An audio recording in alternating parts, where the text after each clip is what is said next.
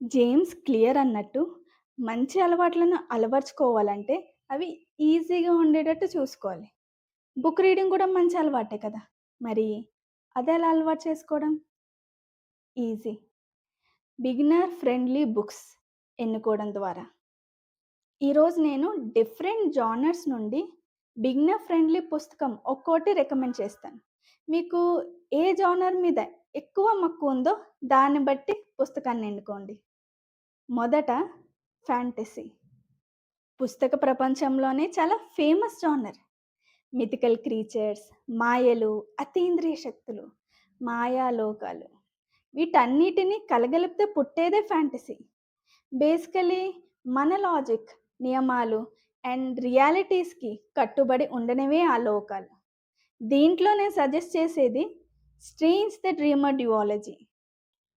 ఇది మొదలయ్యేది లాజ్లో అనే కుర్రాడితో. అతడొక అనాథ. అతడికి చిన్నప్పటి నుండి ఒక మిథికల్ సిటీ మీద చాలా ఇంట్రెస్ట్ ఉంటుంది. కానీ అది నిజంగా ఉందా? లేకపోతే జస్ట్ ఒక కథ? అన్నది ఎవరికీ క్లారిటీ లేదు. అక్కడ మోస్ట్ ఇంట్రెస్టింగ్ విషయం ఏంటంటే, ఆ సిటీ పేరు ఎవ్వరికీ గుర్తులేదు. గుర్తు తెచ్చుకోవడానికి ఎంత తల బద్దలు కొట్టుకున్నా, ఆ పేరు మాత్రం ఎవరి మైండ్‌కి చిక్కదు.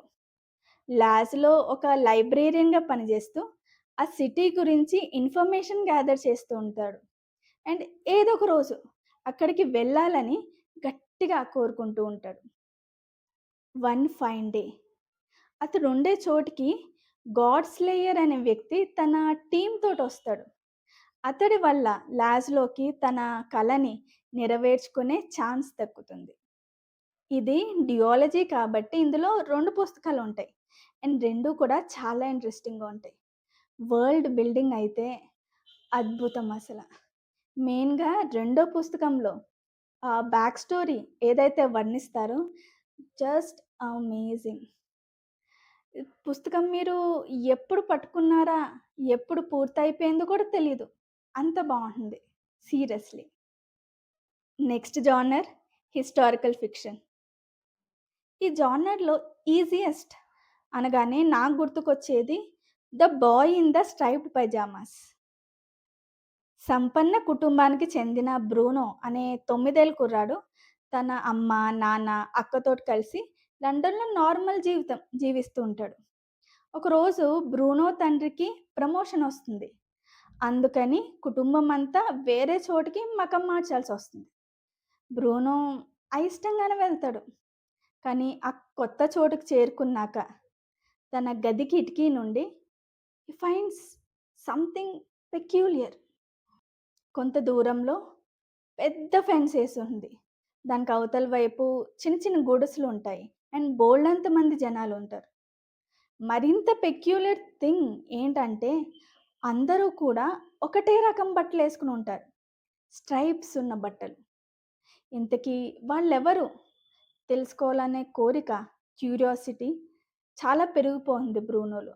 అది ఎటు దారి తీస్తుందా అన్నదే కథ. నిజం చెప్పాలంటే, ఆ వయసులో తెలిసిన ప్రపంచం చాలా తక్కువ. చుట్టూ పెద్దవాళ్ళు మాట్లాడే మాటలు కూడా అంతగా అర్థం కావు. ఆ అమాయకత్వాన్ని రచయిత బాగా క్యాప్చర్ చేశారు. ఈ కథకి బ్యాక్‌డ్రాప్ రెండో ప్రపంచ యుద్ధం. స్పాయిలర్స్ ఇవ్వకుండా చెప్పాలంటే, అక్కడ జరుగుతున్నది ఘోరాతి ఘోరం. కానీ మనమంతా చూస్తున్నది బాబు పర్స్పెక్టివ్ నుండి కదా! అందుకే ఆ ఈవెంట్స్ అంత ఇంటెన్స్‌గా అనిపించవు. అంటే యాక్చువల్‌గా ఉన్నంత ఘోరంగా అనిపించవు. పైగా ఈ పుస్తకం రాసింది యంగ్ రీడర్స్ కోసం కాబట్టి, రచయిత చాలా మటుకు ఆ ఈవెంట్స్‌ని టోన్ డౌన్ చేసి రాశారు. కానీ ఎంత టోన్ డౌన్ చేసి రాసినా, లాస్ట్‌కి ఆ క్లైమాక్స్ ఓహ్ మై గాడ్! ఎంత బాధేసిందో చదివినప్పుడు. ఓవరాల్ చాలా బావుంది పుస్తకం. అండ్ ఈజీగా పూర్తి చేసేయొచ్చు. Next genre thriller. ఈ జానర్‌లో నేను చదివింది చాలా తక్కువ. థ్రిల్లర్ అండ్ రొమాన్స్ మీద నాకంతగా ఇంట్రెస్ట్ లేదు. కానీ నావెల్స్ చదవడం స్టార్ట్ చేసిన కొత్తల్లో నేనొక పుస్తకం చదివా. అది బావుంది. సో, అదే నేను మీకు రోజు రికమెండ్ చేస్తాను.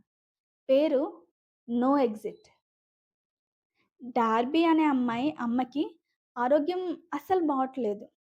సో, ఆవిడను కలవడానికి ఆమె తన కాలేజ్ హాస్టల్ నుండి బయలుదేరుతుంది. అప్పటికే స్నో పడడం మొదలవుతుంది.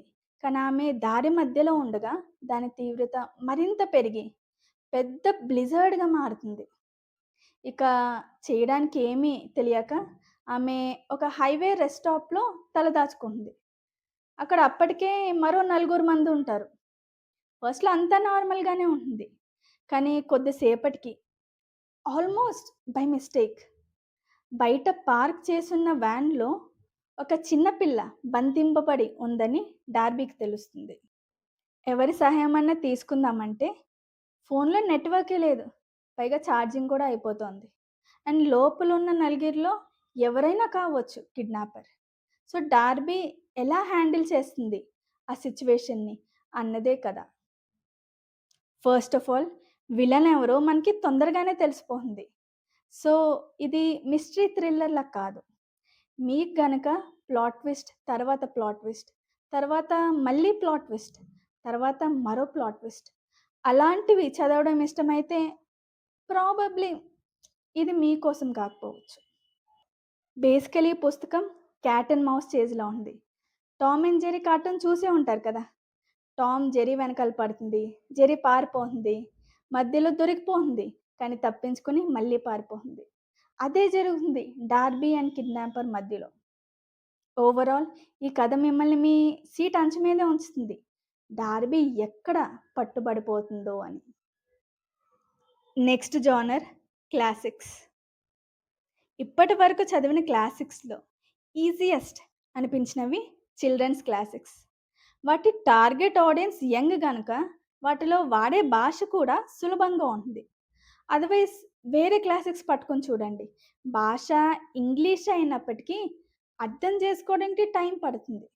ఎందుకంటే ఆ కాలంలో వాడిన భాష వేరేగా ఉండేది కదా! అందుకే. వీటిలో నేను రికమెండ్ చేసేది personally one of my favourite 'the secret garden'. ఇది మేరీ లెనాక్స్ అనే చిన్న పిల్ల కథ. ఆమె తన పేరెంట్స్‌తో ఇండియాలో ఉంటుంది. వాళ్ళేమో పెద్ద స్థాయిలో ఉన్న ఆంగ్లేయులు. సో, మేరీ మొండిగా, యారగెంట్‌గా పెరుగుతూ వస్తుంది. కానీ ఒకరోజు కలరా ఔట్‌బ్రేక్ వచ్చి అందరూ చనిపోతారు. మేరీ మాత్రమే మిగులుతుంది. సో, ఆమెను ఇంగ్లాండ్‌లో ఉన్న తన అంకుల్ ఇంటికి పంపిస్తారు అధికారులు. అదేమో మామూలు ఇల్లు కాదు. పెద్ద మేనర్, వందల గదులు, చుట్టూ ప్రకృతి అండ్ ఎవరికి ఎక్కడుందో తెలియని ఒక సీక్రెట్ గార్డెన్. ఆ కొత్త లైఫ్ స్టైల్‌కి, జీవితానికి మేరీ ఎలా అలవాటు పడుతుంది? కొత్త స్నేహాలు, కొత్త డిస్కవరీస్ వల్ల ఆమెలో ఎటువంటి మార్పొస్తుంది?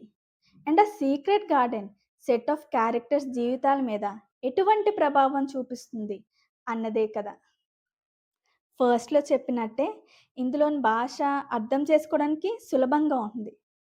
ప్రకృతి గురించి వర్ణన ఎంత అందంగా ఉంటుందంటే, వెంటనే అన్నీ పక్కన పెట్టేసి వెళ్ళి నేచర్‌లో ఎంజాయ్ చేయాలనిపిస్తుంది.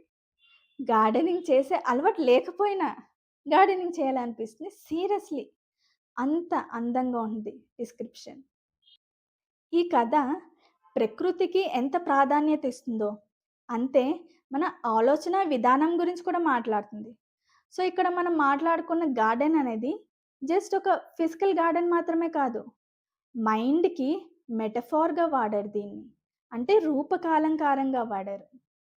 రాండమ్ నోట్ ఎంత వినసొంపుగా ఉంది కదా ఆ పదం. రూపకాలంకారం. అలాంటి అందమైన పదాల దగ్గరే నా మనసు నిలిచిపోతూ ఉంది. Anyway back to business. ఇందులోని నా ఫేవరెట్ కోట్ ఇది. Where you tend a rose my lad, a thistle cannot grow. అంటే గులాబీ మొక్క నాటి పెంచి పోషిస్తే మన చేతిలోకొచ్చేది గులాబీలే. అలాగే ఎటువంటి ఆలోచనలను మనం పెంచి పోషిస్తామో దానికి తగ్గట్టే మన జీవితం తయారవుతుంది. గ్రేట్ ఫిలాసఫీ కదా!